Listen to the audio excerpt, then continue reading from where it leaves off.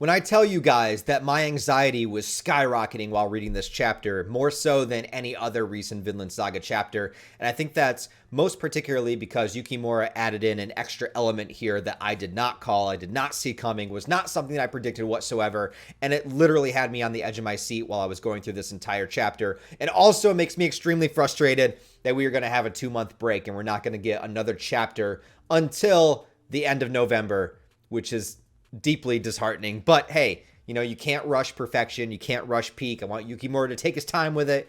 It's fine. But dear God. So in the last chapter, there was these two simultaneous events that were happening where Gudrid was going into labor, beginning to give birth back in the village, while Thorfinn, Einar, and Bug Eyes went to talk to the natives who, under the shaman and the other guy with the bear cloak on, whose name is Muin. I think that's, I don't know how you pronounce it correctly. So they brought everybody together. They brought all of these tribes together as a way to kind of have like a display of intimidation for sure. Also have them all there in case combat did break out, but basically as an attempt to get Thorfinn and the Norsemen to leave Vinland because of the sickness, because of his premonitions of the future, because of all the kind of inconsistencies and their lack of communication, everything that has built up to this moment to basically say, I need you guys to leave. And Thorfinn at the end of the last chapter almost immediately agreed to, because he didn't see any other outcome other than pure war and pure violence breaking out, and he didn't know what else to do in that situation. And that caused a lot of dismay with Einar. And I really like what they did with Einar in this chapter, because for a very long time, Einar and Thorfinn have been brothers, you know, essentially. Like after the slave arc, you know, where they have very, very different, they come from very different backgrounds, and they were thrown into this impossible situation together. They became friends. They went through all of this trials and turmoil and went through the Baltic Sea arc together, built Vinland together. And it's pretty much been Thorfinn and Einar as, you know, co-leads of this whole operation, where Thorfinn handles more of like the leadership aspect of it, and then Einar handles more of like, you know, the cultivation and the farming and everything that he knows, all of the knowledge he knows. With the knowledge that Thorfinn and Einar have together, you know, they were able to create pretty much this like unstoppable force, right? In order to create the land of Vinland. But to see Thorfinn give up Vinland so easily, so quickly, even though he knows the stakes and he knows the horrors of what could possibly happen here, Einar was shocked at what happened. And he was also thinking about, and this was conversations that Einar was having with Thorfinn leading up to them meeting with the tribes. You know, I remember Einar was having a conversation with Thorfinn before they went about his reluctance of violence, and if they were going to be able to get out of this situation without it, and what happens if it comes down to it, what will he do? Kind of pressing him, kind of pushing him, kind of like Einar saw the future, saw the writing on the wall, you know, even more so than Thorfinn did. Whereas Thorfinn continues to have his idealization of, you know, creating this peaceful society. You know, Einar has always kind of been there, kind of in the background, just kind of asking, well, what happens when it reaches that point? I know that you have it as a last resort, but what if that last resort actually needs to be utilized? And Thorfinn pushing back, saying that I can't allow myself to begin that cycle because that's what it is. It just perpetuates itself nonstop. And this comes back to the idea of bringing swords to Vinland, which is also very prominent in this chapter. And I think that Yukimura pulls all of these things together, where it was sort of like an inevitable future from many different perspectives, where every character was a little bit right in what they were saying. And I think there was a very interesting artistic choice that is taken in this chapter with Einar. I didn't expect to talk about Einar first, but it's just on my mind. In this chapter, we do not see Einar's face at all. We don't see his expressions. We don't see what he's looking at. We only see him from behind. We only see him kind of like shrugging, kind of looking down, kind of saying to Thorfinn that, you know, you gave this up so easily. I am not going to look at the Arnid village that we created after going through all of this pain, all of this struggle, all of these years, all of this cultivation, all of this travel, you know, going through the Baltic Sea expedition, you know, going to sell all of the narwhal, you know, horns that they had, coming back, gathering the team, going across the ocean, finding the perfect area to set up. Because remember, they didn't set up at the first place that they found. They waited until they found the right place to do this at. Cultivating the land, tearing down the trees, building the village, planting all the crops, basically, spending so much manpower in order to create Vinland. And Einar doesn't want to leave. And also don't forget that like the reason that they're doing this, or at least the reason Einar is doing this, is for Arneid's memory and for what that represented. For this world to be created without this, right? Without the destructive forces that destroyed Arneid and Gardar, right? Without war, without slavery. Like we decided to create a new world based upon, for Einar, based upon what happened to this innocent person that was caught in the middle, right? But on the flip side, while trying to fight for it, if they do, they are also creating a world that is similar, right? So there really is no right answer here, and every character is correct in their own specific, unique way. But creating this rift between Thorfinn and Einar is a really, really interesting direction to go. I think it's the right direction to go because I think it gives Einar a lot more just autonomy as a character, right? To have his own ideals and not just go along with everything Thorfinn says. But if that rift is created and you already have a bunch of characters that are completely against Thorfinn, or at least like, subconsciously against him, or don't really trust him, don't really understand him at this point in time after seeing everything that they saw, to have somebody that close to Thorfinn, basically the closest person to him, to, create that kind of tension, create that kind of distance, well, that is only going to perpetuate more people to be against Thorfinn in the long run. And that's on top of the other thing that happens in this chapter. So Gudrid is still in labor. She's giving birth to Thorfinn's first biological child. During this, the other women, they push Cordelia outside, and she has a moment with Carly.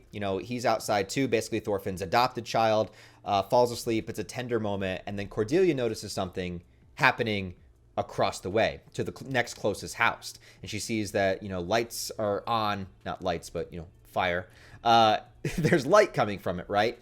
And outside of it, we see that there's this kind of rogue renegade tribe that was invited to the meetup, that was invited to the big council in order to talk to the Norsemen to tell them to leave, but decided to take things upon their own accord and go to the village first before what they believed was the inevitable war to break out. As well, they are here to look for the weapon that was talked about and is coveted. They are looking for the huge knife. They are looking for the sword. It is the weapon of the Norsemen that they do not have, that is extremely powerful, that they know cut off the hand of the shaman, and it is something that they want. Now, none of the natives know how many swords that the Norsemen have. For all they know, every Norseman has one of these, right? This is something that they don't really know too much about. There's only, actually, correct me. Did Ivyar bring only one sword, or did he bring a couple? That I actually can't remember. I was going to say he only brought the one, but he might have brought a handful. I can't quite remember. I could look this up, but whatever. We're doing this on the fly. So they're there looking for that because this is sort of this like ultimate power that the Norsemen have that they do not have. And we bring this back to the original idea of what Thorfinn wanted for Vinland, and that he didn't want to bring swords. He didn't want to bring weapons that were purely weapons of destruction and for violence and for war. There are things that you could use as weapons, such as axes and knives and yada, yada, yada, but a sword is specifically designed to kill. Like this is what swords are for. And it's that allure of the sword that kind of draws people in and makes you tempted to use it and makes you tempted to want it, right? You always want the next stronger, higher power, right? If your enemy has something stronger than you, you want that exact same thing, or you want to, have that plus an extra. You want to have either more of it, or you want to create something that is a little bit more stronger. And this is kind of consisted in all of human history since this time period, even into now. Every warring nation, if one has nuclear weapons, the other one wants to have nuclear weapons. It's just this never-ending thing, right?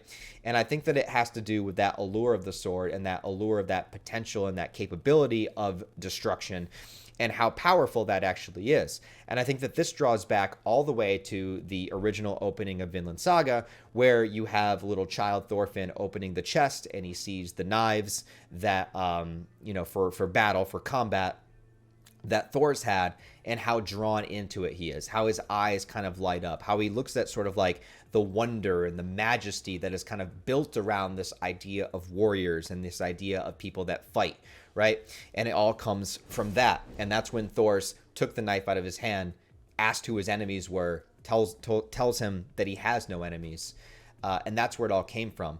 And I think a very similar thing is still happening now, even in the current chapters, where because you've introduced the idea of the sword that shouldn't have even been here in the first place. And I'm not even saying Ivyar, from his point of view, was wrong in the moment that he used it, because for all he knew, Thorfinn was going to die. He was trying to protect him, right? But he did have that desire to use the sword regardless the entire time, right? He found this opportune moment to finally use it. So they want that. And even back in the village, or even back in the congregation where all of the tribe members are there with Thorfinn and Einar and everybody, Muin also says that he wants the sword, right? He wants the weapons that the Norsemen have. So this one singular thing, this one singular item, this object and what it represents has already taken a stranglehold on everybody here. But the saddest part is it's taken a stranglehold on the people that didn't even know what it was, who could have lived the rest of their days without knowing. But now it's too late. You've introduced it, and so they want it. Now, this renegade tribe here creates a sneak attack, and they're killing the Norsemen. They're straight up killing them. So it shows this one shot of this guy being speared, and I don't know, this might just be characters with beards looking similar, but this looks like the guy that they saved from Markland, the guy that came and then told everybody that the rats were poisonous and everything. I don't know if that's actually him, but it kind of looks like him. They also have no qualms about killing women. It's one thing to kill the warrior aged men, but when you come into a home and even kill the women that are there, this is a whole different thing. This is not war. This is a massacre. You know, this is literally like, there's no rules here, and they're just taking out who they can take out, and they're looking for the sword. And after killing these people, also some of the characters here look really gnarly. I don't know if they're going to become like main characters or like villains in some kind of way for the series, but I mean, these guys look like they mean business, and they're not fucking around. And they notice the next closest house, which is where Gudrid is, which is what Cordelia sees. And this could go in so many different directions. Now, I mean, like, according to history, like, Thorfinn does have a biological child, so I believe that Gudrid will give birth. As to what could happen after that, I don't know. I don't know if Gudrid survives. That would be absolutely horrible if the child was born, but then Gudrid gets killed. Now, you have Cordelia there, who is just incredibly strong. Let's not forget, they're the child of Thorkel, right? Even though she's never fought before, I mean, she's going to be incredibly strong, and this might be an opportunity for her to showcase that. But I don't know. I don't know exactly where that's going to go. The least she could do is give warning, but there's not like anybody can do anything when Gudrid is literally in the middle of giving birth. There's not really like, you can't get her up and run away. So they're going to have to fight. And that's, again, one of these situations where, Thorfinn's desire to not use violence, well, in most cases, if you can find a way around it, yes, use it as a last resort. But when you're in a situation where the pregnant woman is literally in the middle of giving birth and you can't exactly negotiate your way out of here, you can't exactly move her out of the way, you have a tribe of people coming with spears to kill you, violence is going to be the only thing you can do here. Like, I can't see any other outcome here. I can't see any other outcome. Other than just like yelling for help, but that would still cause other people to show up and then violence to break out. So I don't see any way out of this. I don't think there's anybody here in the village that can speak the language of the tribe. I don't think there's anything you can do at all except fight back against them at this point. So that's where that's probably going to go. But before we get to actually see what happens there, it shifts back over to Thorfinn. And we have this moment where Thorfinn says that they will leave, and the shaman even actually says, all right, we'll give you, the 6 months or whatever to get your shit out of here. And it's the other guy, it's the Muin, I think is, I may be pronouncing his name wrong, I apologize, but he's like, whoa. If you give him that much time, they're going to like rally their resources, they're going to be able to fight back against us. Like, we got to get rid of this now. And he also believes that he should have the sword too. So there's all of that kind of continuing throughout this chapter too. And there's this big confliction between all of the group of the tribes people where they're just wondering, should they go? Like, should we start this conflict? Should we not? Should we allow them the time to escape and all this? And while this commotion is happening, Nisqualji helps lead Thorfinn, Einar, and Bug Eyes out of this situation. But now it seems as though they're running. So this could also be a horrible decision in the meantime, right? So they get out of there, and then we have that moment between Thorfinn and Einar that I was talking about earlier in the review, where, basically Thorfinn saying, I've just pulled it up right here. You think the decision didn't hurt me? It doesn't hurt you like it hurts me. Arnede's village is less important to you than keeping your vow not to kill. That's a very heavy line, especially coming from Einar. And it's very important that I think that it's coming from Einar, because sometimes you need somebody that's that close to you. You need somebody who's basically your best friend to tell you the things that you don't want to hear. Thorfinn also responds, if you think somebody is your enemy, they become your enemy. The Lanu are not our enemy. And then Einar responds by saying, that's stupid. Can you really say that what we saw was just a party? Basically going back to Einar seeing the writing on the wall from the very beginning. He knew that this was going to happen at some point, and that's why he continued to question Thorfinn about it. And now we're here. Now we finally reached this point that I've been asking about, that I've been curious about, that I've been questioning for all this time. And now we're finally here, and your answer is, we'll just leave. I get where Thorfinn is coming from, because I understand there is no alternative here that does not incorporate violence, because it's not like he has a group of warriors at his side, nor would Thorfinn ever want to lead a group of warriors into combat at this point.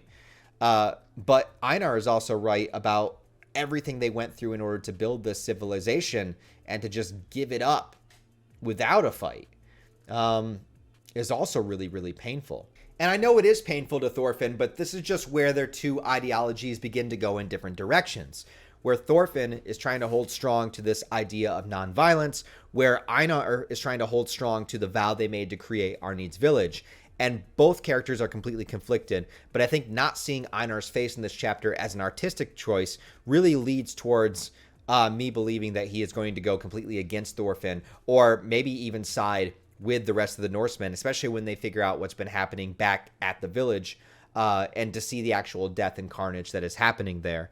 And all it takes is one person acting out, and that's what it was for Ivyar, cutting off the hand of the shaman.